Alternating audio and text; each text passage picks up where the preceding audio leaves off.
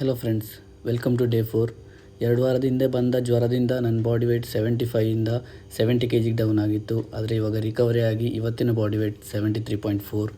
Weight check ಮಾಡಿ ಆದಮೇಲೆ ಫಸ್ಟ್ಗೆ ಮಾಡಿರುವಂಥದ್ದು back lat pull down 15 repetition 3 set. Second workout reverse lat pull down 15 repetition 3 set.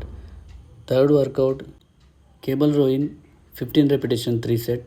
And finally last workout cable lat pull over 20 repetition 3 set ಮಾಡಿ ಇವತ್ತಿನ ವರ್ಕೌಟನ್ನು end ಮಾಡಿದೆ. ಇವತ್ತು ವರ್ಕ್ ಹೆವಿ ಇದ್ದಿದ್ದರಿಂದ ಜಸ್ಟ್ ಫ್ರೂಟ್ಸ್ ಮತ್ತು ಮಿಲ್ಕ್ ಶೇಕ್ ಕುಡಿದು ಇವತ್ತಿನ ಡೇಯನ್ನು start ಮಾಡ್ತೀನಿ. ಇವತ್ತು ಹೆವಿ ಟ್ರಾವೆಲಿಂಗ್ ಇದ್ದಿದ್ದರಿಂದ ಮಾರ್ನಿಂಗಿಂದ ಆಲ್ಮೋಸ್ಟ್ ಈವ್ನಿಂಗ್ವರೆಗೆ ಕೂಡ ಆಲ್ಮೋಸ್ಟ್ ಟ್ರಾವೆಲಿಂಗ್ ಇತ್ತು. ಸೊ ಡಯಟಲ್ಲಿ ಕಾಂಪ್ರಮೈಸ್ ಆಯಿತು, ಆದರೆ ವಾಟರ್ ಇಂಟೇಕಲ್ಲಿ ಯಾವುದೇ ರೀತಿ ಕಾಂಪ್ರಮೈಸ್ ಆಗಿಲ್ಲ. ಆಲ್ಮೋಸ್ಟ್ 4 ಲೀಟರ್ ವಾಟರ್ ಕುಡಿದೆ. ಈವ್ನಿಂಗ್ ಬರಬೇಕಾದ್ರೆ ತುಂಬ ಲೇಟಾಗಿತ್ತು. ಪಿಕಪ್ ಮಾಡಲಿಕ್ಕೆ ಫ್ರೆಂಡ್ ಬಂದಿದ್ದರು.